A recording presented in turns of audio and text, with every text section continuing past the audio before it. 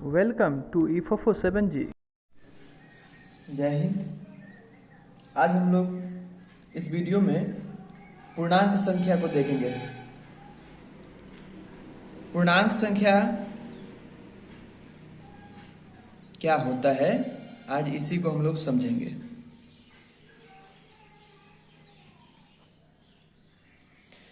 पूर्णांक संख्या की बात की जाए तो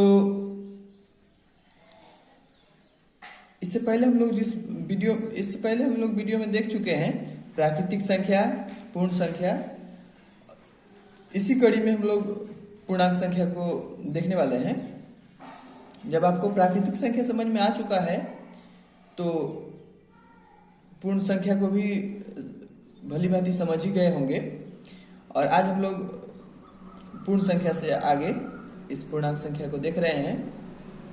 पूर्णांक संख्या होता क्या है कि जब पूर्ण संख्या का जो समूह है, पूर्ण संख्या का समूह कहेंगे तो कह सकते हैं कि 0 से लेकर, क्योंकि प्राकृतिक संख्या में गिनती वाला संख्या शामिल होता है 1 से लेकर अनंत तक, और पूर्ण संख्या में 0 से शुरू होता है। 0 को शामिल कर लिया जाता है जब प्राकृतिक संख्या में, तो हम लोग पूर्ण संख्या कहे थे उसको।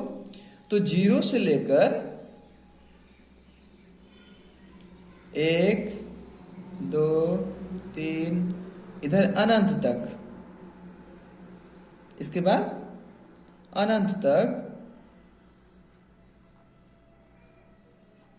सभी संख्याओं को पूर्ण संख्या कहा गया था। ये सभी संख्याएं क्या थी? पूर्ण संख्या। ये एक पूर्ण संख्या का समूह बना रहा था। और जब हम इसी पूर्ण संख्या में ऋणात्मक सभी संख्याओं को जोड़ देंगे, इस पूर्ण संख्या का समूह में जब हम लोग ऋणात्मक सभी संख्याओं को जोड़ देंगे, शामिल कर लेंगे, तो हमको जो समूह प्राप्त होगा उस समूह का नाम है पूर्णांक संख्या। अब देखिए, ये पूर्ण संख्या का समूह है अनंत तक। और इसी में हम लोग क्या कहे कि जब हम ऋणात्मक सभी संख्याओं को जोड़ देंगे, ऋणात्मक संख्या कहें तो ऋण 1, ऋण 2, ऋण 3, ऋण 4, ऋण 5, 0, 1, 5, 7, 9, ये सभी संख्याएं अगर हम लोग इन सभी संख्याओं को अगर देखें तो ये सभी संख्याएं अगर एक जगह आती है, जिस समूह में आती है, सभी संख्याओं को हम लोग कहेंगे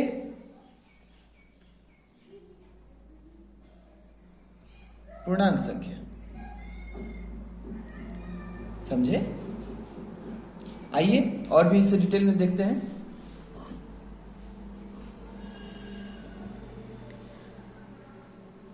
ये देखिए बाबू, एक संख्या रेखा है।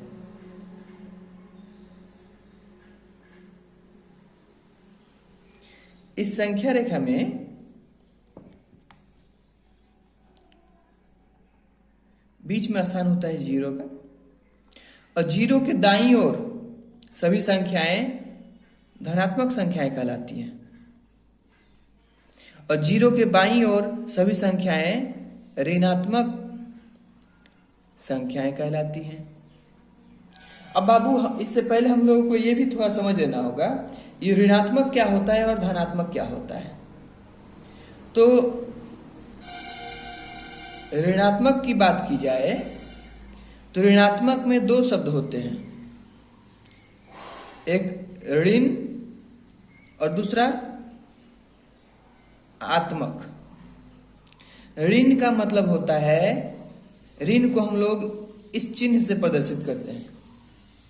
और आत्मक कह सकते हैं, जिस तरह हमारे बॉडी के साथ आत्मा जुड़ा होता है, उसी तरह किसी संख्या के साथ अगर ये चिन्ह जुड़ा हुआ रहता है तो हम उसको ऋणात्मक कहते हैं। और इसका भाव क्या होता है? ये क्या भाव बताना चाहता है? ये भाव बताना चाहता है ये कि जिस संख्या के साथ ये जुड़ा है वो संख्या कर्जदार है। किसी व्यक्ति के पास अगर ये संख्या है तो वो व्यक्ति कर्जदार है। जैसे ये एक व्यक्ति है, ये एक व्यक्ति है और इस व्यक्ति के पास -500 है, -500 रुपए है। तो इससे हमको ये समझ में आ रहा है कि ये व्यक्ति के पास कोई 500 रुपया, ये व्यक्ति के पास कोई 500 रुपया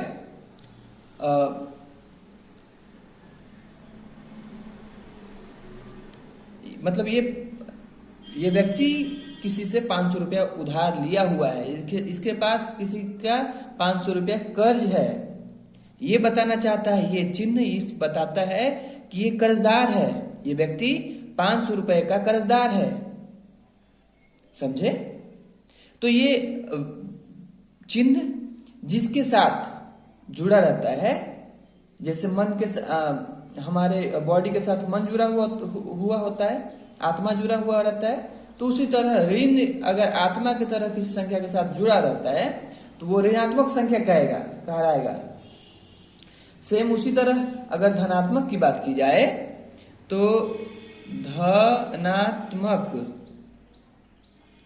धनात्मक में भी दो शब्द आते हैं, एगो धन और दूसरा आत्मक।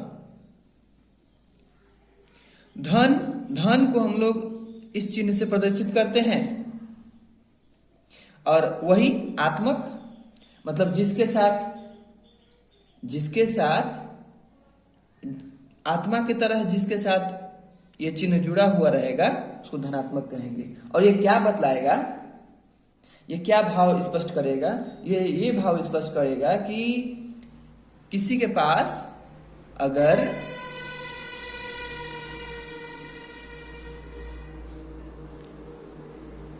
धन 100 है, धन 100 रुपए है, तो हम लोग इस रुपए को व्यवहार कर सकते हैं।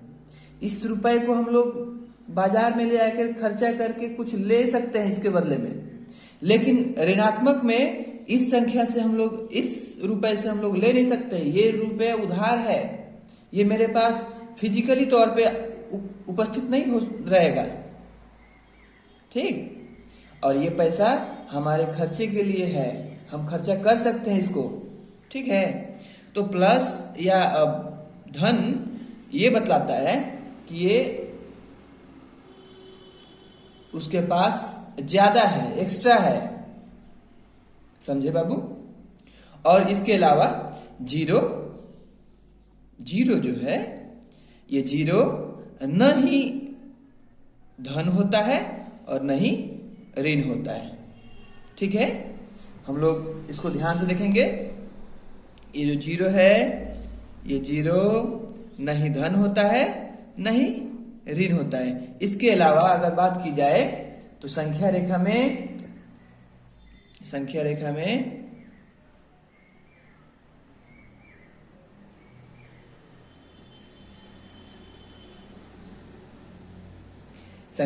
में दाईं ओर सभी संख्याएं, जीरो के बाद आता है नंबर 1, 2, 3, 4, 5, 6, 7 और सभी संख्या के सामने धनात्मक चिन्ह लगा होता है। धनात्मक चिन्ह हम लोग देख लिए हैं, धन का चिन्ह ये होता है, तो सब के सामने में ये चिन्ह लगा हुआ है, ठीक है।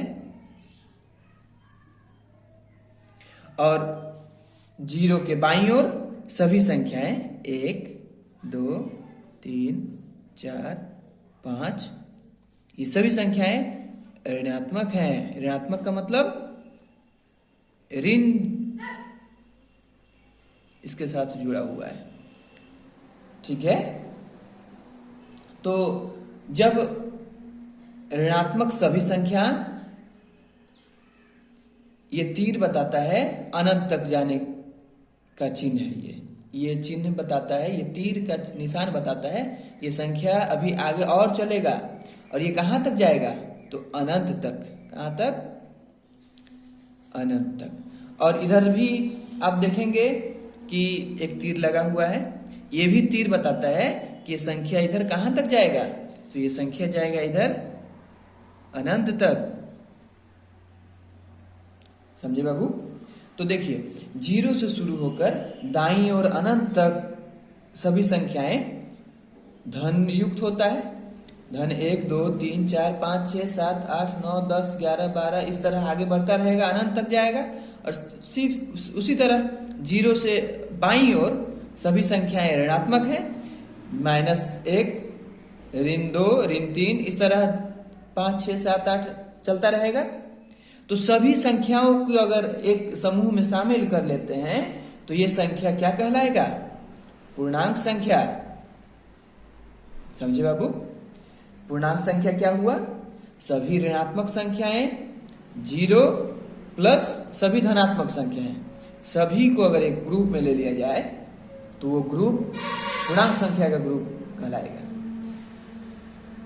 तो उम्मीद है आपको पूर्णांक संख्या समझ में आ चुका होगा।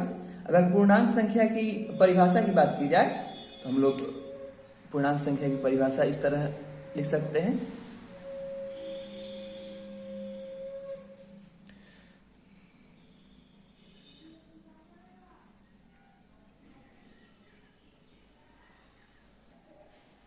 प्राकृतिक संख्याओं के साथ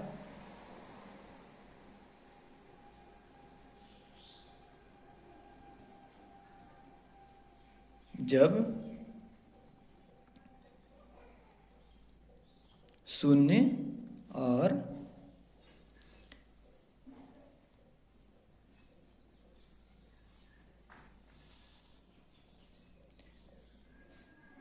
ऋणात्मक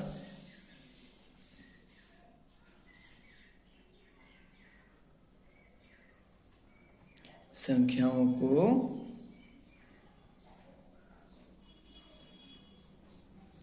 शामिल कर लिया जाता है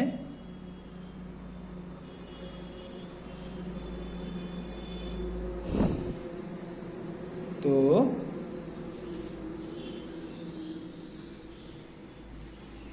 वह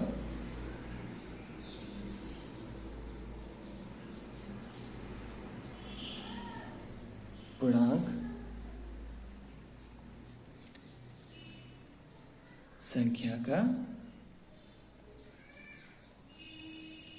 समूह बन जाता है। तो बाबू समझ में आया क्या कहा जा रहा है?